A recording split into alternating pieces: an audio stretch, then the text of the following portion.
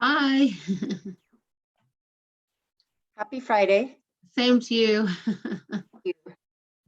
Yeah, it's been busy. Coming up for air. Yeah. Which will be nice. Yeah. Hi, Lori. Hi, Phil. Hello. Hi. Hi, everybody. Hi. Hi, Tracy. Hi. Hi, Yeah. Jennifer. Hi, Lori. Hi, Phil. Welcome. I guess Thank- technically morning for 5 minutes. Good morning. Yeah, that's true. Absolutely.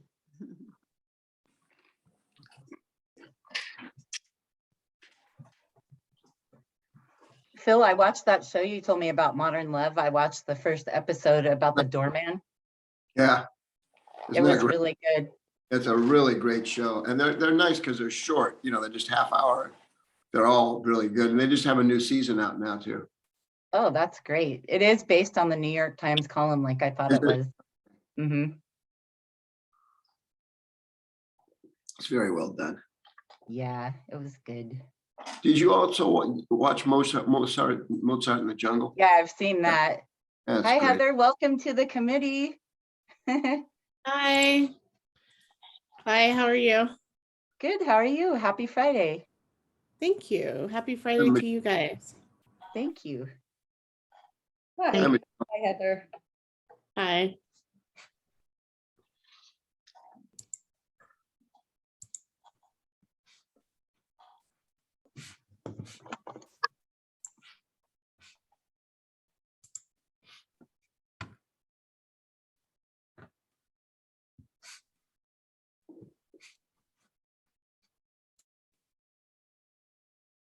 oh, the other one, Jennifer, is Michael Douglas did a thing. It's called the Kaminsky Method, which is also very cute. I'll Yeah. look that one up. Thank Yeah, you. there are 3 seasons. The first 2 seasons, Alan Arkin is in it with him. It's a very, very funny, very cute.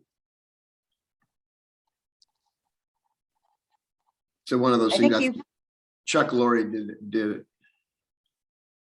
I think, wasn't he in a movie called The Game? Did you ever see that? Did anyone see that? It was like a thriller with Michael Douglas. It was really strange and it was based in San Francisco, I think. Huh. No, I think that's what it was it called. was called The Game. Huh. I think He's- so. He's done a lot of interesting stuff.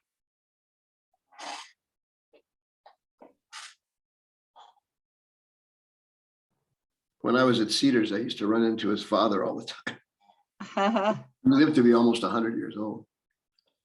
Wow. Yeah, The Game is a 1997 thriller mystery. Huh. Okay, I'll have to look for that.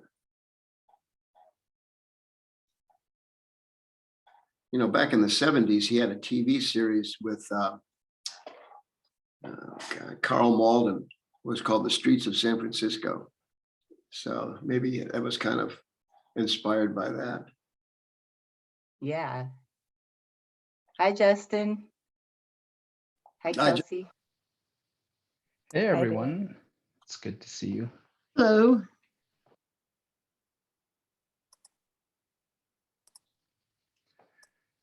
I'm like trying to figure out this technological setup. I'm trying new things, so hopefully it doesn't get too messed up today.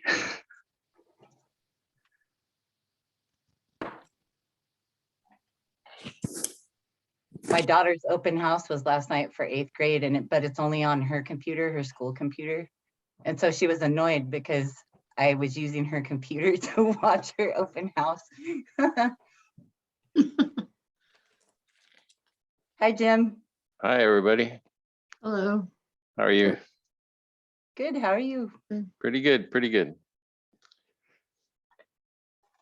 Got all kinds of court emergencies, today, trying to stack things together. So been one of those days. Scattered here, scattered there.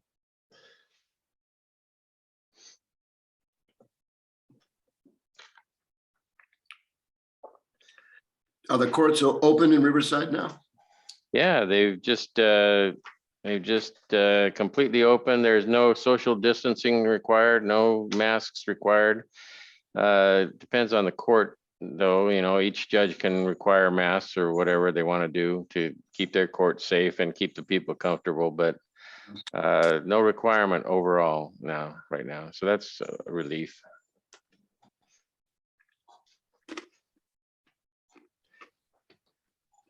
So I got that the time is 12 o'clock. And it looks like we have a good number of. So would you please call the roll, Jennifer? Yes, Heather Benton, I'm here. thank you. Justin Delacruz, Here. Jim Hiding, Here, Tracy Lesage, Here.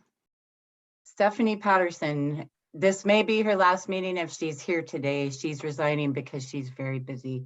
Phil Spiegel, Here. Martin Williams. Here. Hi, Martin. Thank you. Okay, we have 1, 2, 3, 4, 5, 6 out of 8 people. We do have a quorum, Justin. Great. Thanks, Jennifer. And I guess now will be time for public comment. Do we have anyone for a public comment who would like to make a public comment?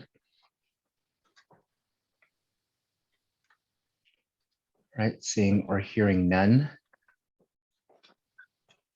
I'll move on to the chair's report. So I'd like to welcome, we have a new member, and that's Heather Benton. And I really apologize, everyone. I'm trying to do this from my cell phone, so I'm trying to make it look as professional as possible. So if you see me scrolling left and right, it's because I'm trying to see you all. But I'd like to really welcome Heather Benton. And, Michelle and I had the opportunity to review some applications. There were many really well-fitting applicants, and, Heather stood out. So I'll let Heather introduce herself. I'm really excited that you're joining us. Yeah, welcome. Please feel free to take a few moments to introduce yourself. Great. Hi, I'm so glad to meet all of you. This is a area I'm very passionate about. I have been practicing since 2011, and right now I'm doing workers' comp. I've done a whole host of other areas of law as well. Work for the city of Los Angeles, which is an adventure in and of itself. I have 9 years and 10 months of sobriety right now. And so this is a huge area for me because I feel so passionate about it, and have watched a lot of people go downhill for various reasons, whether it's mental health, substance abuse, greed, whatever it is that they go downhill for. So I'm looking forward to working with you guys and working on this committee. So thanks. welcome. Welcome. Well, thank you, Heather. We are so excited that you're joining us. So shifting to the other side, we actually, as Jennifer had mentioned, we have a member who will be leaving us, unfortunately, and that's Stephanie Patterson. I just wanted to say that thank you, Stephanie, for coming in and contributing during an actually really hard time. I don't even think we've had an in-person meeting together. So the pandemic, kind of made that really hard for us to connect. But I just want to thank you for your willingness to volunteer for pretty much anything and be involved and give your fresh and unique ideas. They're really valuable. I'm sorry to see you go. We'll be sorry to see you go. But I guess I'll leave it to you if you'd like to say a few words yourself too. Definitely. I appreciate being on the committee, and we've made a lot of progress in just a short amount of time. And I will be focusing the majority of my time on clinical practice. And so just want to, thank everyone for, welcoming me.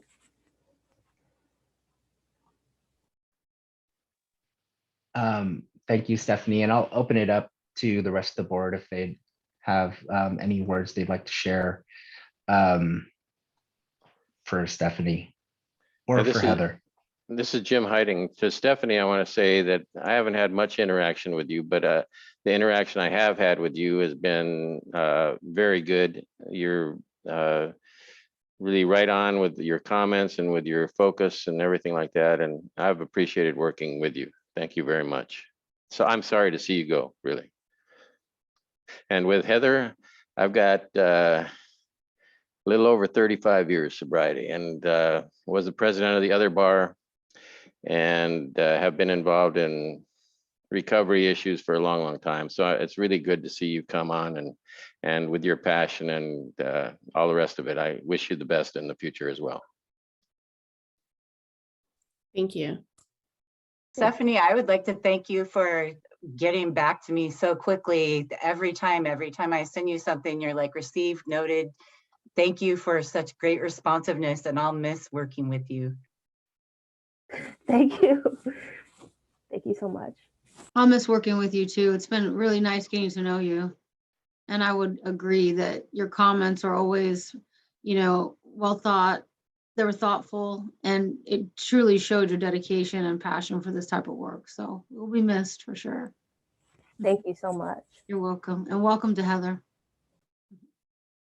Tracy, do you mind giving a very brief introduction? Because I don't know that Heather knows all of you on the committee. us. And did a little Sure. introduction. I've been on the committee, I think as long as Justin, maybe a little longer. I can't recall. It's been kind of a blur with COVID in between, but I'm a public defender in Orange County. I've been practicing since '96. I'm a senior assistant public defender here, and I oversee our felony operations, so all the felony cases in our writs and appeals department.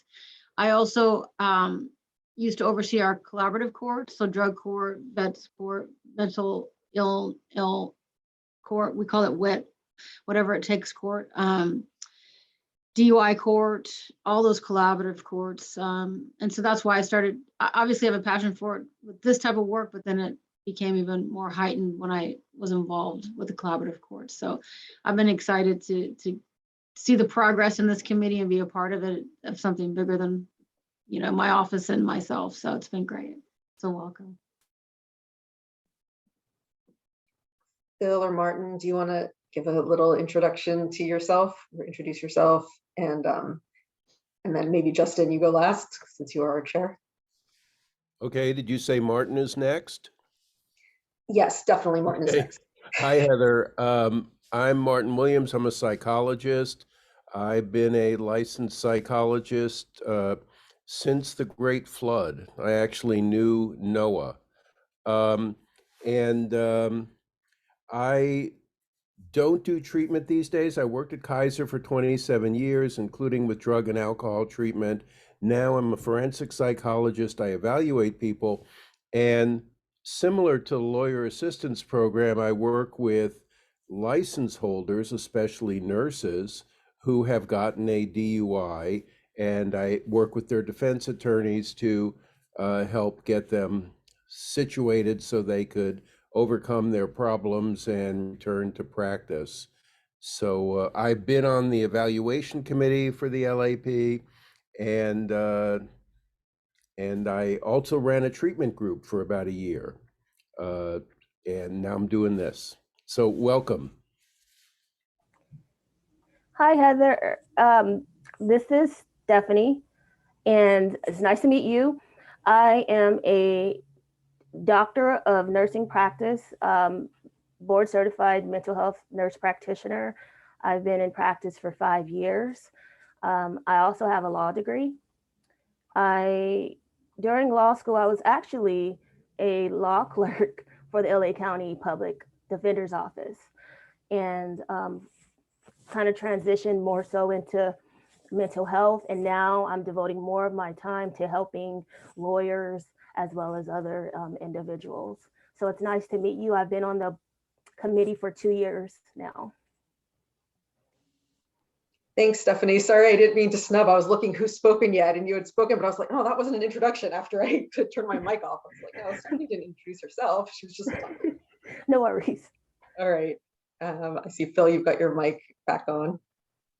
Hi, my name is Philip Spiegel. I just turned 76 last week. Still in private practice and anesthesia in the greater Los Angeles area.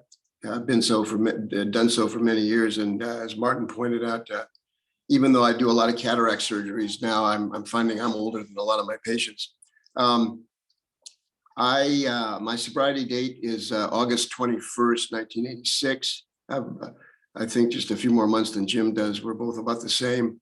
And I've been involved. I was involved for many years with the Medical Board of California's diversion evaluation program, served on the committees for years and also as chairman, and then on the liaison committee, and ended up getting involved with LAP, and I'm very happy to have done so. It's been a great experience, although there's been a lot of evolution to the program over the years, but I found that it's been a very good way for me to give back and to try to help other addicts and alcoholics. And also, I believe strongly about the mental health component of the program. So it touches a lot of areas that I was interested in. Believe it or not, when I was in training, I for a long time thought I would go into psychiatry, but ended up going into sort of a hard physical science kind of practice. But anyway, have had great interests in these areas, and these programs have allowed me truly to be of service, and I appreciate that greatly. Very nice to meet you, Heather. Nice to meet all of you. Thank you. Hey, Heather, I'm Justin Delacruz. This is my second year as the chair, which is kind of weird to think.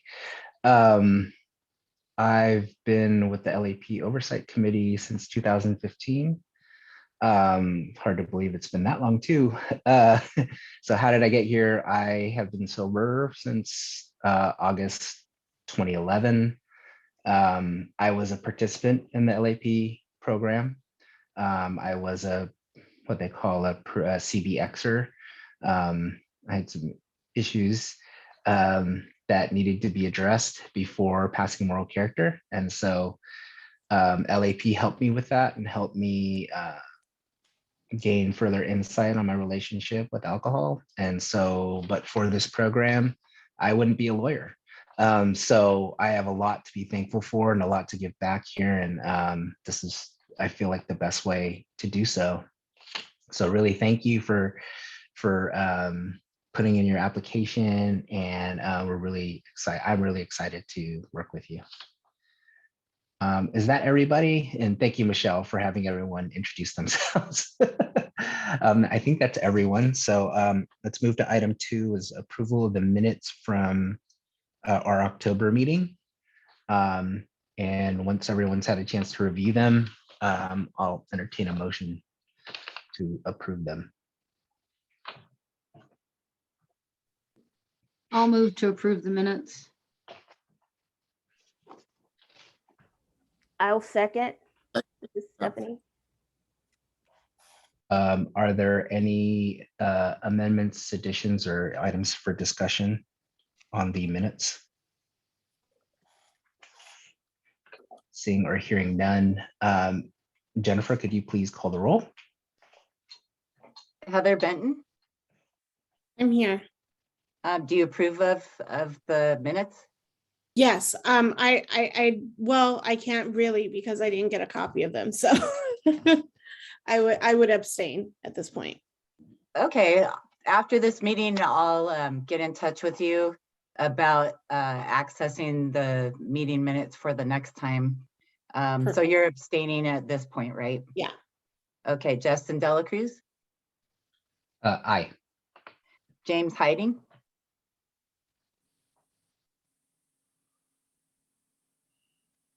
Sorry, aye. Tracy Lesage, Aye. Stephanie Patterson, Present, I approve. Phil Spiegel, Aye. Martin Williams. Aye. Okay, the ayes have it. Back to you, Justin. Jennifer, do we want to record Stephanie's vote? I think she joined on after we started the meeting. Yes, I'm sorry, Stephanie. I thought Stephanie did give an eye. Did you, or did I? She joined right after the roll call. So I'm not an expert on Badly Keen. If Lori or Bridget perhaps know, but I think joining right after the roll call, we can still count her in our quorum and votes. Yes, okay. But you did vote, didn't you, Stephanie? Did you just vote now? Yes, I did vote. Sorry if I missed that. I'm sorry. Okay, so the minutes from October, so approved. Thanks, everyone. Now we'll move to item 3, the staff report, and I believe that'll be Michelle. Yes. So for Heather, in case you have not figured, those of us with the State Bar logo behind us are all staff. There's several of us here. And Kelsey is our newest. So continuing in the vein of doing introductions, Kelsey is our newest clinical rehabilitation coordinator. And so I asked her to come to the meeting to meet all of you today. She has case management work to do, so she'll probably log off shortly after the introduction, but I wanted to give her a chance to introduce herself briefly. And she'll be taking over the caseload that Nicole Roger left when she left last year.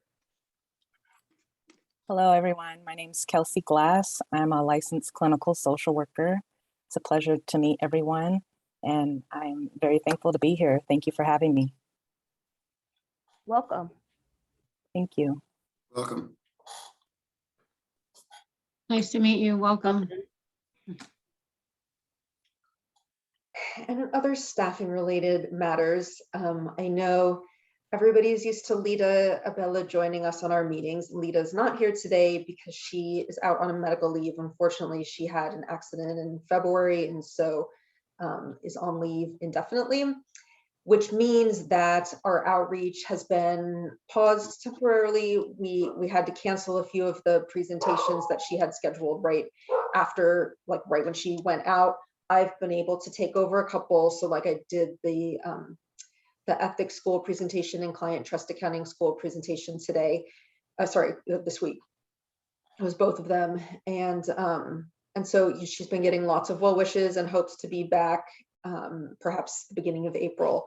And so hopefully she'll make our next meeting too. But I wanted to let you all know that that was happening and that's what was going on with our outreach now.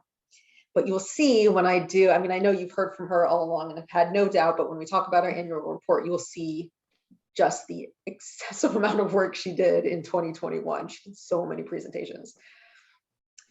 Well, as you know, Michelle, if you need any fill-in, the other bar stands ready to help in any way we can. So yeah, there were 2 people that have requested, and I sent them to the other bar recently, like one this week, one last week, that I sent over there to look for competency presentations. Okay, so that's the staffing update. For recent developments related to Stephanie's resignation, I just wanted to remind all of you, if you know of anybody who you think would be a good fit for the committee and you want to recommend them, get in touch with us. Jennifer can send over the applications because we'll be looking for a new member. And then next, the COLAP annual meeting. So 2022, this year, they're going to try and go back to doing an annual meeting. So COLAP is the Commission on Lawyer Assistance Program, which is a committee of the ABA, American Bar Association. And they are represented by, so the actual committee has representatives from LAPs across the country, and also there are other people who are invested in attorneys in recovery and wellness. And the annual meeting is the meeting each year that people from the different LAPs and people who are interested stakeholders are able to come together, talk about developments in LAPs in general and in recovery issues. And this year, they're intending to be back in person in Washington, D.C. in September. And so in the past, we have had members of the Oversight Committee attend that meeting. Last year, it was virtual, so we had a couple of people attend virtually. And this year, we'll see, hopefully it'll stay. They were planning on doing it in person last year too, and it got pushed. So this year. Hopefully they'll be able to do it in person. So if anybody's interested in attending, we can send a couple, 1 or 2 members from the Oversight Committee that the LAP will fund to attend that meeting, and then come back and report to us on anything that you've learned or gained or connections that you made at that meeting, at that conference. So I don't have the date right in front of me actually, but it's in September of this year. So please email me, and Justin raised his hand. You don't have to decide right this minute, but let us know if you're interested. You can email myself and or Jennifer, and we'll keep a list. And if there's more than a couple people, then we'll figure out a way that we'll decide who goes. In last year, there was only 2 people who were interested in going, and so there wasn't any conflict, but we'll figure it out this year if there is. This is Stephanie. Michelle, go ahead, Stephanie. Yeah, last year I attended as well as Jim, and it was an amazing conference. You're able to connect with different lawyers, different individuals invested in overall mental health wellness, and when it comes to the legal profession. So that's a must if you're able to attend. And I have that listed as the week of September 20 through 22, I think, somewhere in there. Yeah, the week of the 18th. Okay, thanks. And it takes place in Washington, D.C. Okay, so I was just raising my hand. oh, you were not raising to go, you were raising for a question. Well, it was both. Okay. Raising to make a comment and a question. So along the lines of what Stephanie had mentioned, I went in 17 or 18. And there was a good group of us who went. It was, as you can imagine, if it was great virtually, it was amazing in person. They have all sorts of different speakers and meetings and meditation. And it's just a great event to go. I'd recommend anyone who's interested to put their hand up and email Michelle and or Jennifer. So that year that we went, everyone was eligible to go. I think there were like 5 of us who went from the committee. So did that change? It seems like this is the first one in person in 2 years. It would be great if we could send our members there, especially since we have quite a few new ones who would, or ones who have joined since, the last in-person one. So I thought I'd just throw that out there. I think we can see, Michelle, what the interest is, and then we can reach out and look at the budget and see what we might be able to do. And because we also want to be able to send some staff members if they're interested as well. So let's gauge the interest, and then I can ask kind of up the chain what we might be able to do. Great. Okay, so that was all I had for recent developments. If there's any comments or questions, let me know. I'll be talking more about the annual report when we get to that. So, Michelle, I have one question. Is Stephanie's position requires specific qualifications, or is it just an attorney position? I feel like she might have. She was here as a mental health. I forget how it's worded in the statute, but it's somebody who's a mental health professional or something. Mental health professional, yeah. Yeah. So just to clarify, although I do have a law degree, I'm not a practicing lawyer. I'm a registered nurse and a practicing nurse practitioner.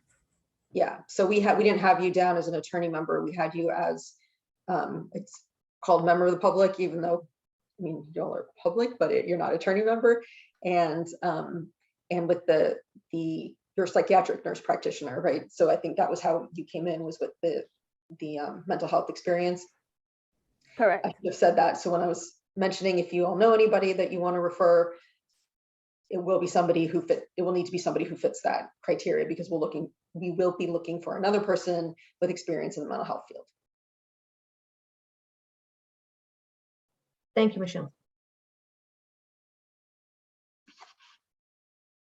Okay, so that's it for staff report. Okay, Thank you, Michelle.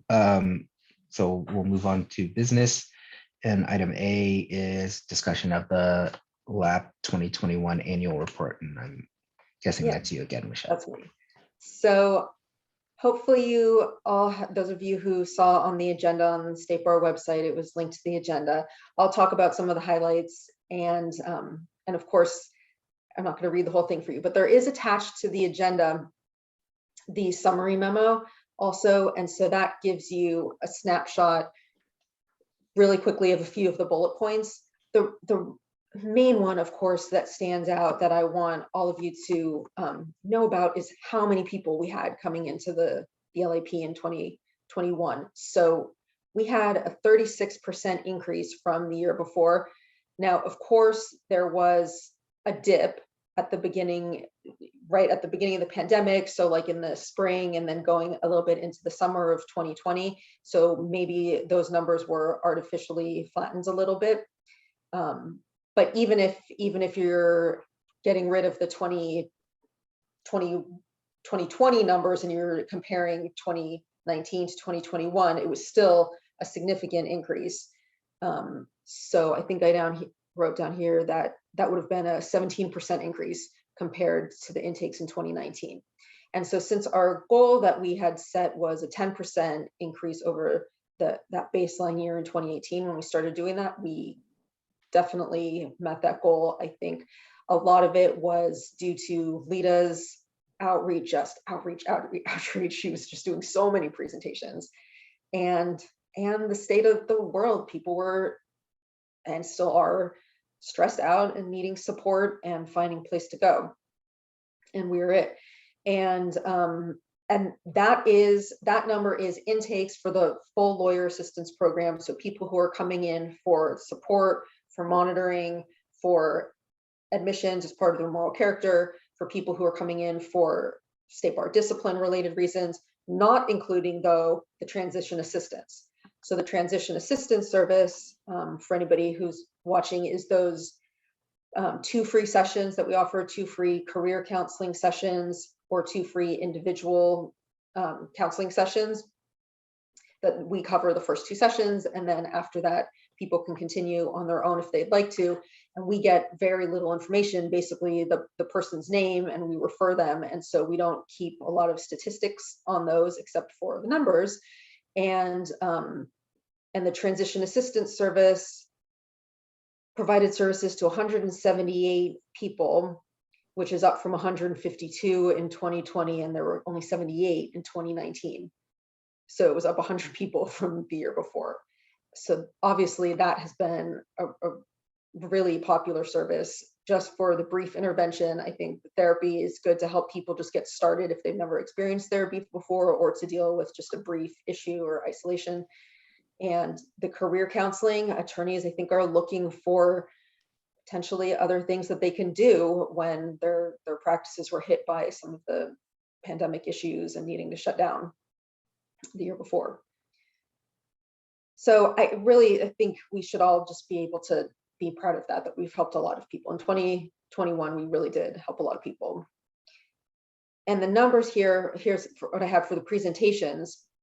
We did, and we is almost exclusively Lita, did 84 presentations last year. 19 were for law schools and 65 were for bar associations, law firms, government agencies, and other organizations. So that's a lot of work. Let's see.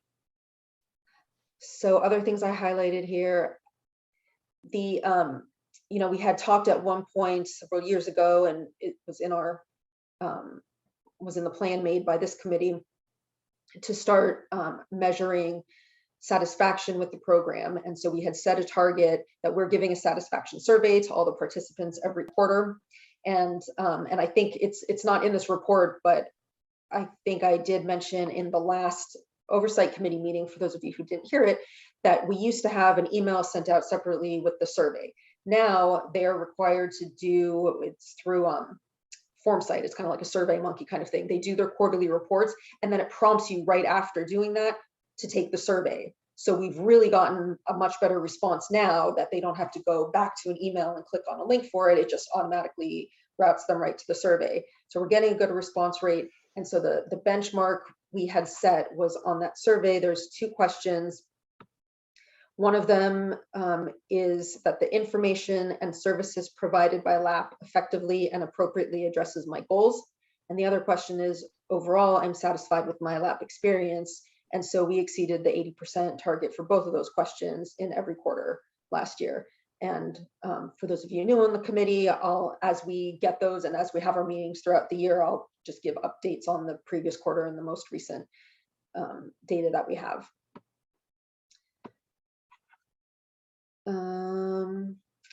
I literally made highlights on it, so I'm scrolling through to see my bright yellow. I think that was all that I had highlighted until we got to the expenditures.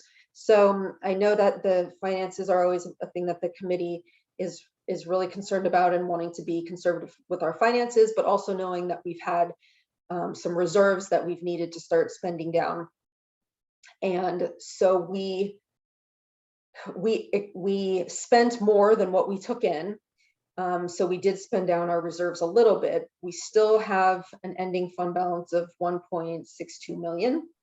And we also made that statutorily mandated contribution to the other bar. So after me, I think we'll be hearing from the other bar about their spending of the money, but we transferred approximately 190,000 to the other bar, which was about 12% of our spending last year in 21.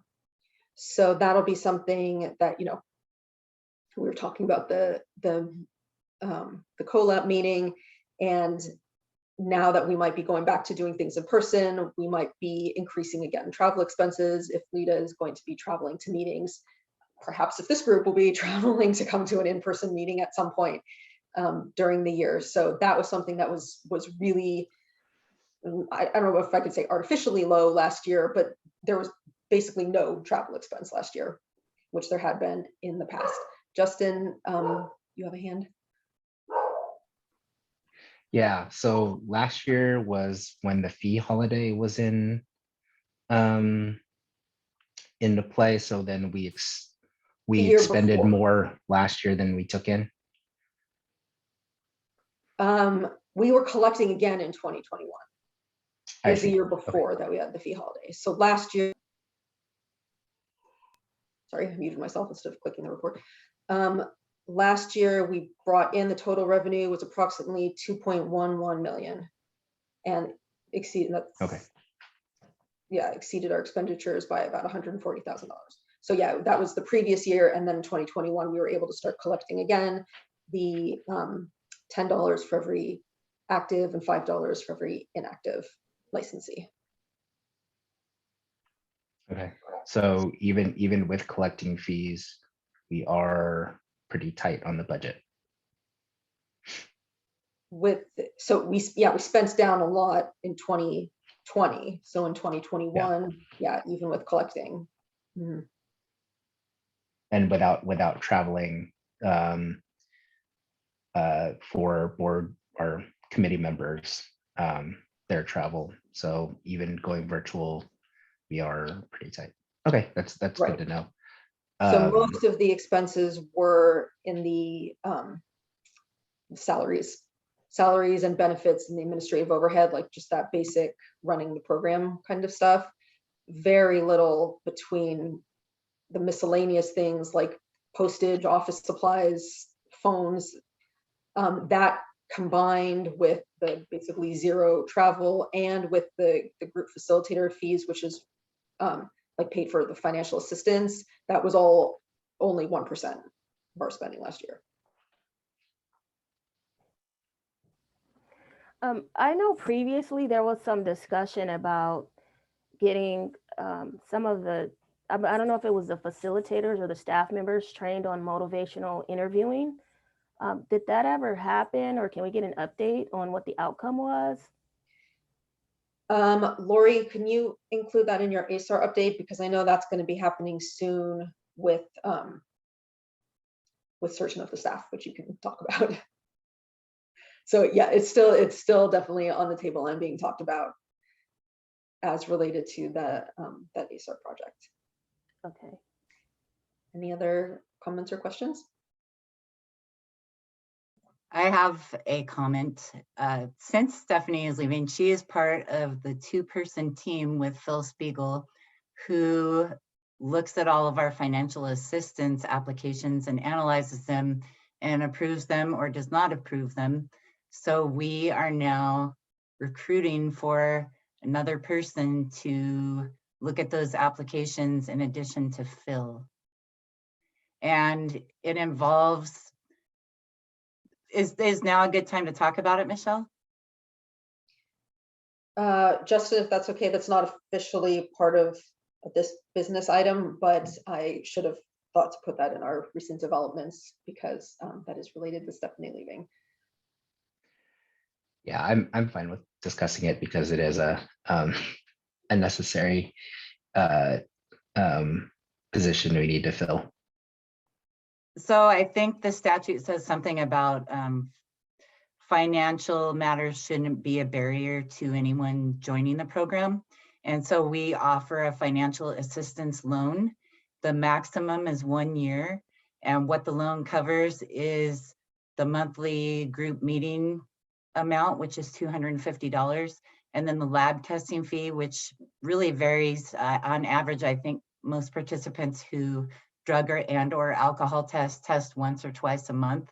And then the test costs vary because they could do urine samples in the lab or saliva testing monitored online at home. So it might pay for the group fee or the lab fee, one or the other or both. And the maximum is 1 year. And so I receive those applications, I redact all the personal information, and then I send those applications to Phil and Stephanie. I think on average, we get about 1 application a month, give or take. And so Phil and Stephanie each look at those applications based on a criteria that we have for the program.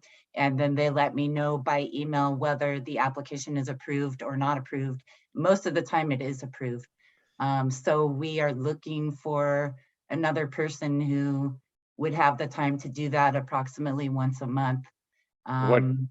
This is hiding. What kind of turnaround time do you have for that? 1 day or 2 days or a week or what? I tell people that we'll usually hear back within a week, and usually Phil and Stephanie get back to me within a couple of days. Well, I'll volunteer if nobody else wants to. Don't all stand up. Thank you, Jim. Previously, I'm happy to volunteer as well. I couldn't tell if you were volunteering or you were only going to do it if someone else did it. So Tracy sounds perfect for this job. all right. I'd love. Thank you, Tracy. I just add that we do have guidelines. So it's pretty clear cut rules for what qualifies and what doesn't. It's really very straightforward. And to be honest with you, there's only been one that I was involved in turning down for some very specific reasons, but it's kind of a slam dunk. Sounds good. I'll send you some sample sort of the sample documents so you can take a look at it. So you know what you're getting into. All right, sounds good. Thank you. And just to give you a brief heads up, it's a nice cross section. Law students as well as attorneys and judges are eligible. That's good to know. Yeah. All right. Any comments, questions about the annual report? All right. Hearing none, Right, Justin, thank you, I'll send it back Michelle. to you. I'd actually say thank you for your leadership over the program. I think it was 2018. Since 2018, we've seen a really steady rise in involvement and participation. One thing I wanted to highlight about the report that really makes me feel like we're really getting out there and reaching people is that we have a increased participation on the voluntary side. And for some background for others on the committee who have just joined us relatively recently, is that there were some concerns from the Board of Trustees that we were underutilizing the program, and those concerns may very well still be out there. I don't know. They haven't been voiced recently, at least to us. But I think since then, we, via Lita and our outreach program, have steadily increased the participation, including the voluntary participation in the program. So I just want to say thank you for everyone's hard work on that and really addressing an issue that was raised, and hopefully we continue to do that. That reminds me, if you want to go in there and read through more of the details on the report, anybody, like Justin was saying, there are a lot of people coming in on the voluntary side, and many of them are coming because they expect discipline later and they transfer over to mandatory. But if you go look at the numbers of closed cases that we had last year, there were a lot of cases that were both opened and closed last year. And anecdotally, it seems like there's a lot of them who are coming for that free part, the orientation and assessment at the beginning. So they'll come, they'll meet with the CRC, they'll have the assessment, they'll start the lap groups and do the part that's no fee, and they get some support and then they leave. And that's exactly why we have the ONA, and what that's intended for is for people to get introduced to it, to start getting connected, and then decide if they want to keep doing this or if they want to take those recommendations that we made and just do them on their own without staying in lap and being monitored. And another thing that reminds me of what was in there is why people were coming in. There were a lot more people who reported in coming in for mental health reasons, and the numbers are in that report. And that's different from kind of like the conventional wisdom about LAPs and about our LAP too, is that it's a program for people with drug or alcohol problems. And the majority of people came in last year with mental health problems. Also, like they might have come in for both, for substance use and mental health, but if you're just pulling out the ones who came in for mental health, it was definitely the majority were coming with mental health concerns, either with or without the additional substance use problem.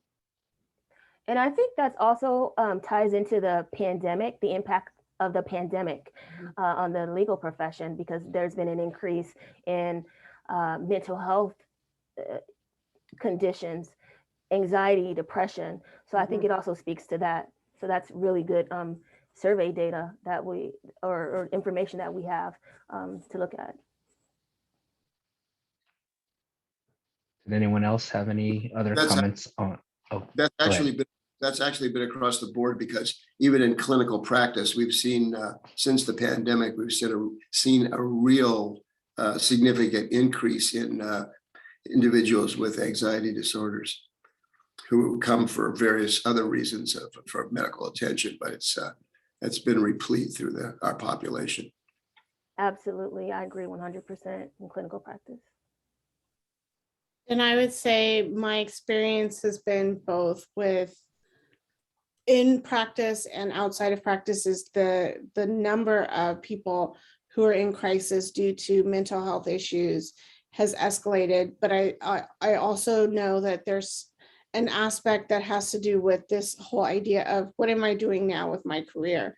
And that you talked about earlier about the career transition program. And I think it's so crucial, especially right now when people are deciding, I don't really want to work this hard, or, or I feel like this is not a good fit, or my mental health is at stake if I stay in this job, but not knowing what to do. And I think for years, people just kind of stayed put. And now that they realize there's other opportunities out there and other ways of working, then it's like, okay, now, but how do I get there and where do I go? I think that's a really good point, Heather. Even in the field of nursing, we're seeing the same sort of thing going on. Unfortunately, I think 1 out of 4 nurses are going to be leaving the field soon. So that's going to create a lot of issues that will need to be addressed.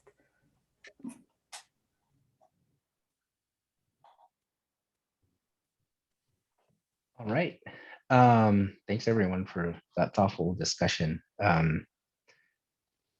So moving along to discussion of the other bars 2021 annual report. I'm not, is that going to be you, Jim? No, I was able to contact the leader of the other bar and one of our main consultants. We have two consultants. And so Mike Razzo, I want to just give you a little brief introduction. He's a family law specialist who has quite a period of sobriety now. I was looking at one of his kids' pictures, and so I know that he's got quite a period of sobriety because he got sober then at that point in time. And so he has been a wonderful leader for us in the other bar. You can see his picture there. He's joined us, and you'll find him to be a responsible, friendly guy who takes everything to heart and really works hard to make sure that the other bar and the LAP program are both given attention, and that people have the best opportunity to get into recovery. So he's invited another person, our consultant from Southern California, Greg Dorst, D-O-R-S-T, who's a true expert in recovery issues and addiction. And I'll let you go from there, Mike. Thanks a lot. Good afternoon, everyone. Oh, no, sorry. I was going to ask if Greg wanted to be elevated to be able to speak in the meeting, but it looks like he just was. Yes, I know Greg is present. Hopefully he can jump in too, because I know he certainly wants to be able to say what we've been up to on behalf of the other bar. Good afternoon, everyone. I'm Mike Razzo. I am currently grateful to serve as the president of the other bar. Jim, thank you for the introduction. I have over 9 years of sobriety, and in my sobriety, I've been able to do things I never thought possible. My life is infinitely better, and it's in large part because of the LAP and the other bar. If these resources weren't available to me, I'm not sure I would have been able to find my way to not only practice law, but also just live life on life's terms. Certainly not through a pandemic, I can tell you that, on top of life stressors that already exist day to day. So I am very grateful to be able to serve on the board of the other bar. And we have some amazing people. I'm sure, like, I just heard some incredible information about how valuable the LAP has been. I'm very appreciative to be part of this meeting and to join. We were fortunate to do this last year, and it is very interesting to hear how, our worlds are dovetailed, and obviously the work that we do coexist. And I believe that's what makes both of our organizations better. But it's nice to hear that you are experiencing the same, I guess, value that we have as an organization. And so I am grateful to share with you our report. I hope you've had a chance to review it. As was pointed out, we do receive a portion of the dues from state bar members. And we did receive this year just under $190,000, which has been used towards our ongoing purpose, which our mission is to provide free, confidential, anonymous, and voluntary peer support throughout California to attorneys, law students, and those in need of recovery and struggling with alcohol and substance abuse. I am a member of this organization, and I'm very grateful for the work that we are able to do, which, again, as I was trying to say, I think our work has become, if not more valuable during the pandemic. And even as things are changing ever so steadily, I still think that the value that the new endeavors that we undertook during the pandemic is going to continue to serve our organization well, if not supplement what we've been doing for quite some time. I would like to introduce Greg. Jim did comment on his background, but he's so much more than that. He's an incredible human being. I'm very grateful to call him a friend. He does so much, not only for the other bar, but also for those who are attorneys, law students, you name it, who need to call Greg. He's always there to answer any questions. He's also very involved with the California Lawyers Association. And I believe that the ability for us to be able to publish the new culture that is being created with wellness, we fit right into that. And I'm glad that we're able to help with that. And I'm going to turn it over to Greg now, our Southern consultant for the other bar. Hey, thank you so much, Mike. It's good to see all of you today. And I know many of you from other endeavors. Welcome, Heather, to this entity. We saw each other, of course, on the Health and Wellness Committee for quite some time. And Michelle, it's such a pleasure to see you. And of course, Jim Heiding is a legend. But I am the Southern California consultant for the other bar. I am proud to say that we have been welcomed into this sort of collaborative effort of helping lawyers and judges and law students to recover at some of the lowest points they find themselves in, because we provide a piece, I think, that enhances the Lawyers Assistance Program, and the Lawyers Assistance Program provides a piece that enhances us. We sort of work as a helping hand, providing peer support and also providing outreach to any and every organization within the practice of law that needs our help. We also provide a real vibrant community, 30 meetings throughout the state of California, meeting at least once per week, that can create a community of support, which helps people who have decided to enter the Lawyers Assistance Program or who have even graduated from the Lawyers Assistance Program and need a community that they can connect to so that they can stay sober, so that they can share some of the things that are and have been troubling for them, that some of the things that brought them to the difficulties that they exhibited initially. And so we have people who are lawyers who have 1 day of sobriety who step into our rooms. We have people who have 40 years of sobriety who step into our rooms. And that's the beauty of what it is that we provide. We have a level of experience and a way to connect with people that is just, I think, unmatched. So I'm really happy the way the Lawyers Assistance Program and the other bar has been working together. You know, we refer back and forth to one another. We kick around ideas. We help each other to move forward to be the best we can possibly be. So we've had a busy year too. You know, we have done most of our outreach through Zoom or Teams, Microsoft Teams. Tracy, I'm sure you and I met while I was presenting to the Public Defender's Office many times down in the Orange County area, and we I'm sure had an opportunity to talk during those periods of time. But all of those in-person presentations turned to Zoom and turned to Microsoft Teams, and two things happened there. First of all, we were able to do more of them because we didn't have to travel to a lot of other areas. And we were able to get into places that we ordinarily wouldn't be able to get into. And so the number of presentations increased dramatically. I know that I did over 75 this last year, and David Mann, the Northern California consultant, did approximately the same number. So the outreach component is really vibrant. What that does is give us an opportunity to promote ways to serve lawyers and judges and law students. We run a 24-hour hotline. I mean, we are available 24 hours a day.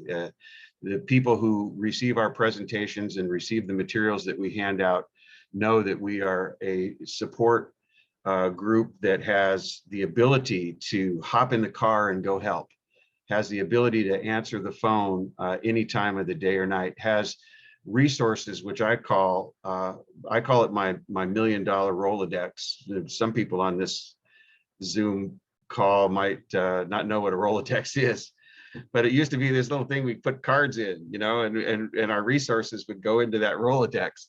But I have contacts throughout the state of California and the nation, in fact, that make it likely that I'll know somebody who can help anybody who needs to give me a telephone call. So we answer that hotline.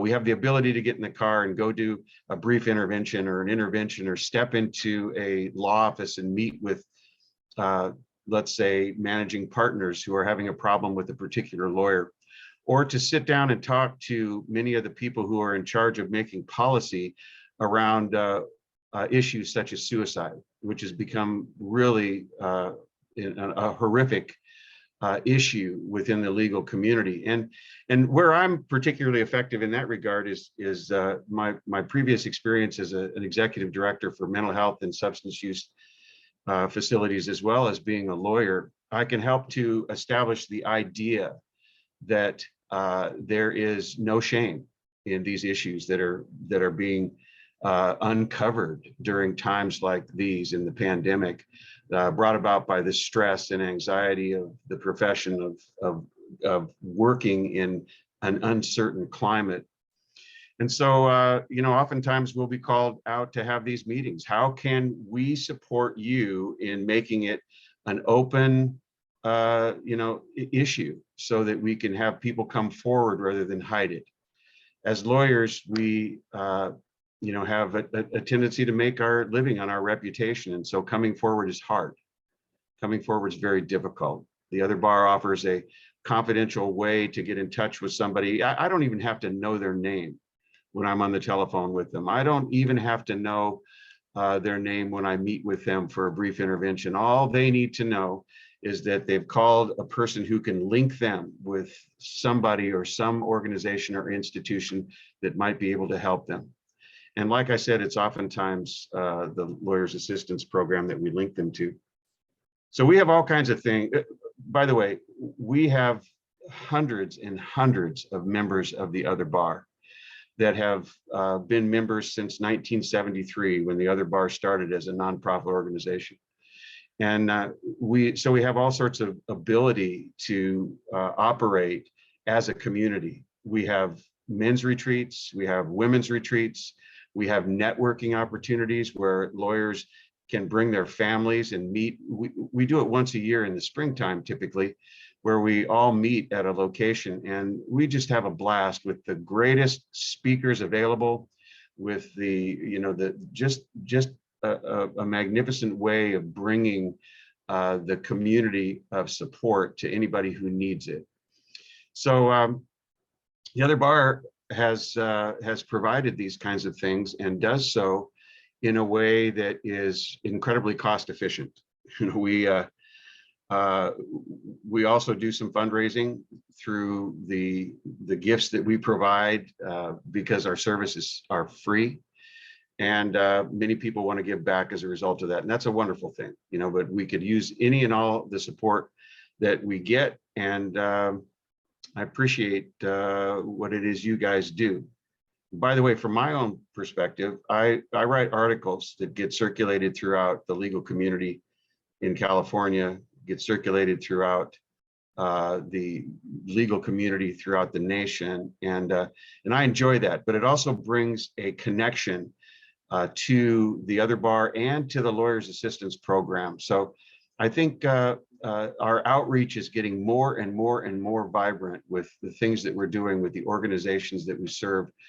We provide support for conventions all across California. We have been invited to everything from the Consumer Attorneys Convention in Las Vegas to the California Lawyers Association convention, so that we can not only provide outreach and programs, but we have a suite where we run meetings, and people who are having difficulty in the moment can come and sit down and talk about the things that are going on. So this is a piece that helps lawyers in an enormous way, bringing community to their lives around this recovery issue. I have 24 years of sobriety. My sobriety date is October 31, 1997. And as well as my JD and legal experience, I am an addiction specialist. So that's essentially, I think, where we are. I would love to open it up to questions if you like. We have all kinds of stuff going on, and all kinds of engagement as well with the State Bar and with the Lawyers Assistance Program. So good to see you, Michelle. Before you take questions, I just want to take this moment of privilege to say that I've been involved with the other bar and with the State Bar over the years. The other bar since, I don't know, 80s and the state bar when I was on the board of governors, and then as the president when this LAP program came into being. And I just want to say that when Justin, you mentioned the evolution of the LAP program and how it's improved and it's changed over the years, and I think it was you that mentioned that. I will say that the relationships between the two bodies, the other bar and the LAP, have improved dynamically, and it's has much to do with the staff, with Lita's efforts in presentations and cooperation, with Michelle's efforts in cooperation and putting herself forward. And it's really great to see it from both sides. And so I want to tell you both, the other bar and the LAP, that I really appreciate it. Yeah, Jim is so right. It has turned into a relationship that is so helpful to both of us, and instead of a competition. It is, Michelle can call me anytime and say, I've got this going on. I can call her anytime and say, I need some real help with mental health. This person is really struggling, and we get the support we need from each other. And ultimately that helps the lawyers. And I'll just jump in and say that something I've really appreciated about Greg and the other bar is that, we don't have the 24-hour hotline, and we're staffed at the bar and have very specific boundaries that we keep. And so it's just invaluable to have Greg, who could actually go to where somebody is and meet with them and take them to a meeting, whereas that would be stepping out of our lane if we as lab staff were to do that and go over and to try, take someone's hand and bring them over to a meeting. So it's so helpful. And I know I'm thinking of at least one specific case that I think the combination of having Greg start with the person and get this individual connected to a network and starting the recovery, and then continuing with us for the monitoring and that ongoing support has been life-saving. I just wanted to say, first of all, I didn't give you guys my sobriety date for some weird reason, which is May 14th, 2012. So yeah. I constantly mix up the 12 and the 14. It's terrible. But I want to say, Greg, that I really appreciated getting an opportunity to work with you while I was on the Health and Wellness Committee, and I love what you guys are doing. Although I always, for years, have seen the other bar as a secret society of sorts, because it's very hard to figure out where to find a meeting. And I have quite a circle of sober lawyers who would love to get involved and have been trying to figure out how to do it. So perhaps you can leave your contact information so that I can figure out how to do that, myself included. But I just like what you're doing. I like what Michelle said about bridging the gap between the bar and the other bar, and hopefully we can start to bridge that gap between both the other bar and the LAP and California Lawyers Association in a way that is meaningful to all of the participants, because I feel I get the sense that it's a really high need area, and I think to be in community with people who are having the same struggles, having the same career, having, who are professionals as compared to traditional AA meetings where you don't find as many, is really important, because then you don't feel like, oh, I had a high bottom and now nobody really gets it. I'll be honest, my bottom was very high. I didn't lose my job. I didn't end up on the street, but had I had a lot of professionals, and I was very blessed because my sponsor used to work for a law firm. But if I hadn't had that, it would have been much harder to navigate sobriety.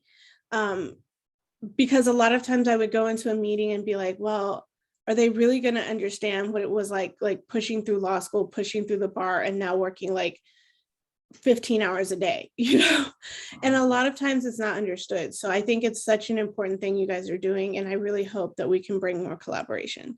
And then just quickly, I'm gonna have to sign off. Unfortunately, I have a doctor's appointment that was scheduled same day, same time. So, but I'll stay on until I have to go. Heather, directly to you, I have your email address since we worked together on the committee. So I'm going to send you a link to the other bar's website. And on that other bar's website is are directions to meetings to me too, so that you can email me back if you like, and I can send you links to the 30 different meetings that we have that are now on Zoom. Some are starting to come back live again, but most of them are still on Zoom, and we'll see how that's going to work out. So I'll get that stuff to you. Thank you, Heather. Perfect. Thank you. You planning to keep some meetings on Zoom? Yes. Yeah. That's been. It's amazing, honestly, what Zoom has done. Yeah. Because people we'd invite people to meetings, and then we may see them or we might not. But with Zoom, they can come on in without having to get in their car and drive. And so, they might be under the influence and say, I can't get in the car and drive and go to that meeting, but they can come in on Zoom. They can come in anonymously if they like. They don't have to put their full name down. That's wonderful as well. And so it's provided new and different opportunities for us to get people engaged. Some meetings that were in person, let's say in Riverside, where Jim's from, went virtual in the Zoom portal, and we got members from all over the state of California who now support one another. So coming back live is going to be difficult because we'll lose all of those maybe 10 or 12 other individuals that joined because it's a way for them to connect. They can't make the drive. So we'll see how that works out. But I think we're going to stay Zoom, Michelle. A lot of the meetings are going to stay Zoom.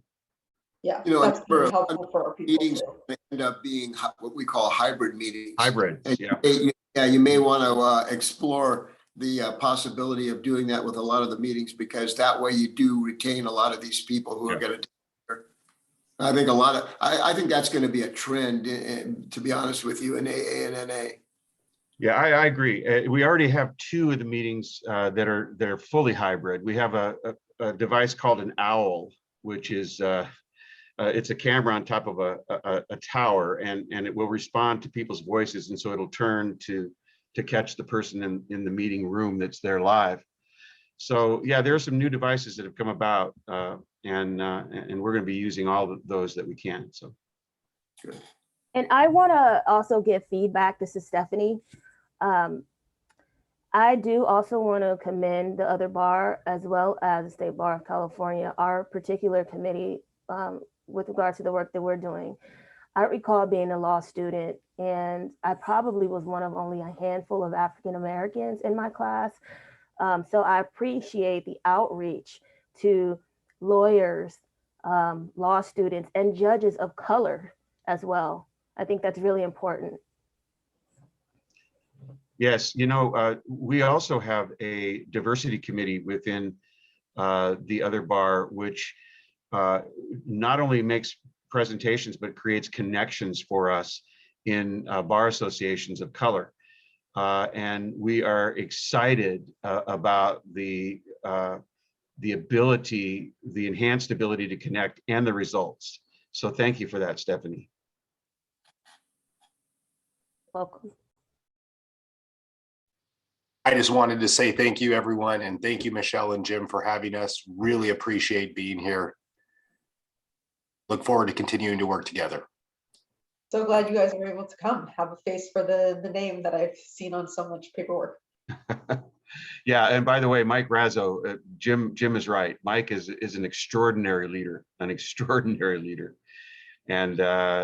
we appreciate the ability that he has to draw younger people in too. As you can see, he's pretty young. He hasn't got a gray hair in his beard, I don't think so. Yeah, it's wonderful. Yep.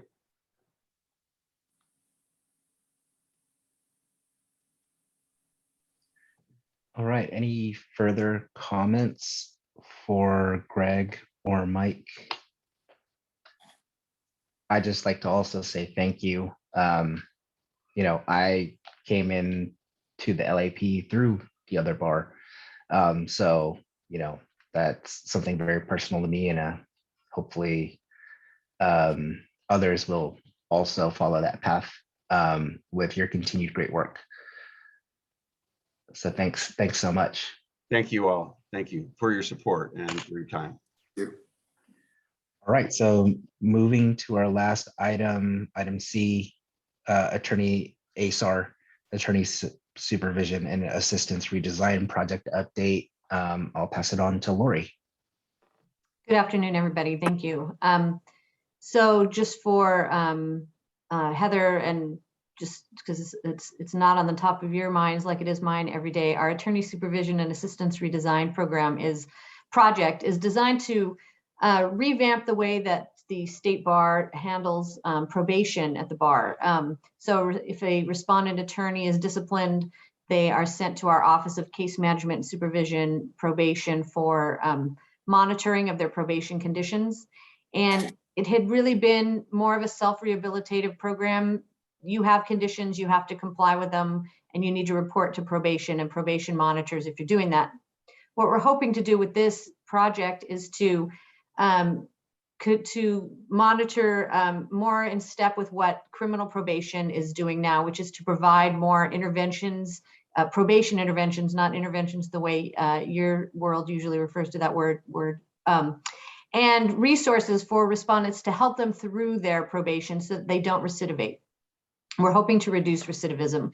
And by doing so, not only do we help the attorney, but we also protect the public better. So we can put back, hopefully, an attorney who can serve the public again as a functioning attorney and avoid the discipline system in the future. A lot of this does not overlap with LAP. It's just dealing with how we're going to be working with the people who are on probation, but there are areas of overlap. And so one of those is that we've recently made really good progress on is we are revamping what the probation conditions will look like. And we've worked with the State Bar Court. And in the past, the State Bar Court would sometimes order people into LAP, even if they were not part of the alternative discipline program as part of the State Bar. But other times, the court would use whatever information it had to try and come up with a condition that was best for somebody with a substance use or mental health issue. And they might order that the person attend 2 AA meetings a week, something like that. And probation has always thought, well, we appreciate the judges. Are they really the best people to be making that determination as to what somebody's condition should be? So one of the main changes that we have in the new language is that anyone that the court thinks has a substance use or mental health issue is going to be ordered to LAP for assessment. And then the LAP professionals will come up with what the monitoring plan should be and make recommendations based on their assessment and the orientation period that will take place and all of that. So we think that's going to be a really big step forward for helping the people who do have these issues. We also now have the ability to, we're going to be using a risk assessment, which we're working with some data analytics experts to come up with that will help determine if somebody is low, medium, or high risk. And we're creating an intake process that, and I'll get into the motivational interviewing in a minute on that, Stephanie, that will use motivational interviewing and other techniques to try and build a rapport between the probation case specialist and the respondent. And in doing that, if the probation case specialist learns of an issue that the respondent is dealing with that is was not previously identified, the court did not know that the person had a substance use or mental health issue, then the probation specialists are going to go back to the court and ask the court to add those conditions to their probation so that we can get people ordered into the program if we think that it's going to help them succeed on their probation and to come back and help rehabilitate them and hopefully avoid, like we said, recidivism. So that's a big step. The court has approved our new language. We're still working on it in terms of we need to just have it reviewed otherwise in the bar to make sure that the specific words we're using we're all good with, and it still has to go up to the Supreme Court for review, but we're hoping that we're going to be able to start implementing that this year. So we're excited about that. And then one of our big pieces of this also is going to be the training of our probation case specialists. And so that is where the motivational interviewing comes in. a lot of the lab staff or the lab staff who the clinical rehabilitation coordinators especially, they already are pretty good about motivational interviewing. They know these techniques and how to build a rapport with the participants that they're working with. Our probation case specialists, while they do a good job, have never really had much training in this. So what we've implemented is we're going to be starting training for our probation case specialists, and we're going to be including the staff on the mandatory lap side because they work more closely with our probation case specialists than the staff on the voluntary lap side. So Michelle and the CRCs on the mandatory side are also going to be participating in this motivational interviewing training. And so we can keep you updated as that moves forward. We have a kickoff meeting next week to start learning about what our trainer is going to be providing in way of, it's going to be some e-learning courses followed up by seminars with her to go over what was learned, and really is aimed at, how do we build rapport with the respondent? What type of questions do we ask that will help elicit information as opposed to, sort of shutting somebody down and not wanting to share the information? Are we confident that every respondent is going to happily share all of their dark secrets with us? No, but we're hoping that by learning these techniques, the probation case specialists can at least tell them, look, I'm here not just to be a gotcha. Oh, look, you didn't comply with your probation. I'm here to try and figure out what caused you to get into the discipline system and what resources can we maybe provide that will help you to avoid it in the future and succeed on probation instead of heading down the road to disbarment or something like that. And so that's what we're working on as another big part of the project. So we're making good progress on that. Like I said, we have a kickoff meeting next week and the training will begin. Those are sort of the biggest highlights right now for where we are and the progress we've made on this. And if there's any questions, I'm happy to answer.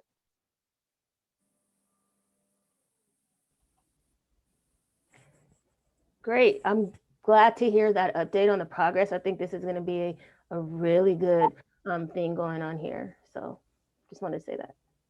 Thank you, Stephanie. Okay, well, thank you, everybody.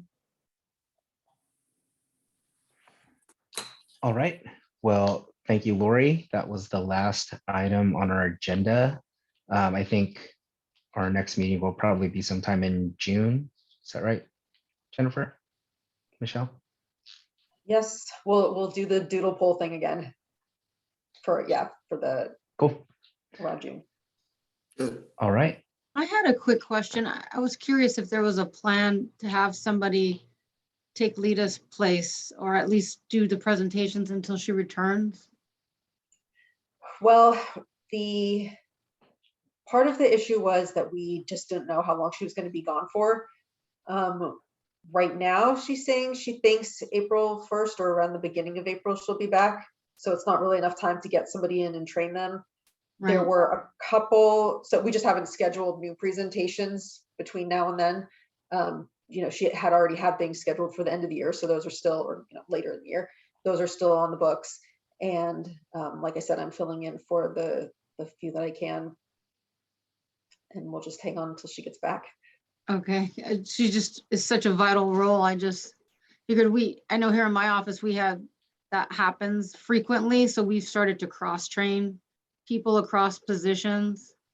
So I just wondered if maybe somebody was learning what she did until she got back or something.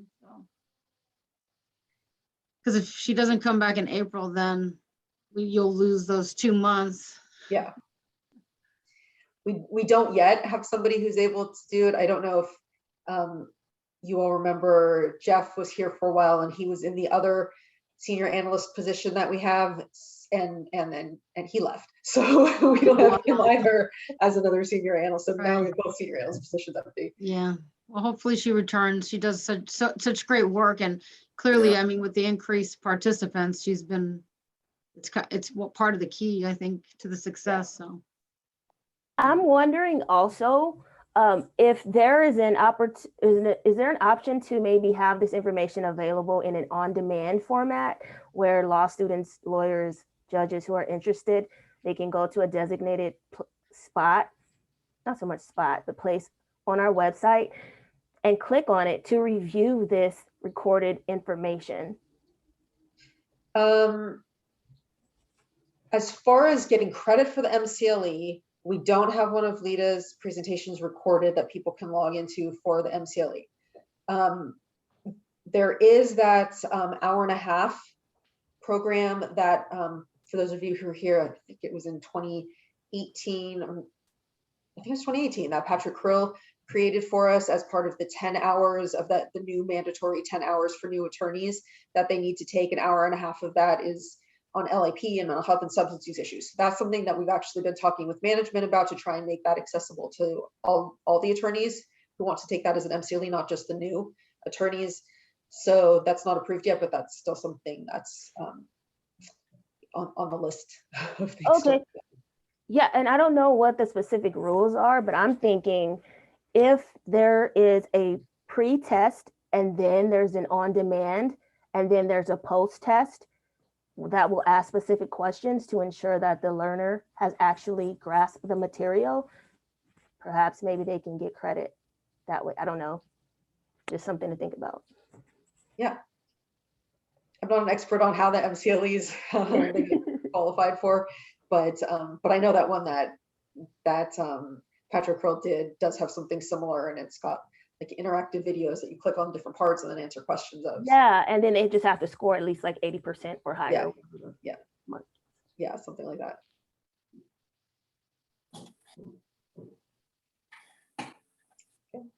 All right. Well, it looks like that wraps it up. With that, I'll entertain a motion to adjourn. This is hiding. I'll make a motion to adjourn. Second. All right. All in favor, say aye. Aye. Aye. All right. It's great to see you all.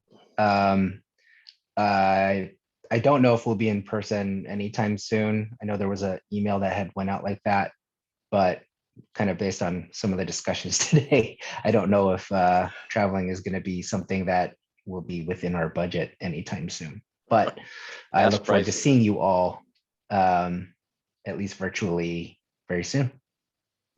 Sounds good. Thank you. Thank you, Thanks, Justin. Great. Philip Thank you Spiegel. all. Philip Spiegel, you got 10 days more than me. 10 days. I remember now. Wow.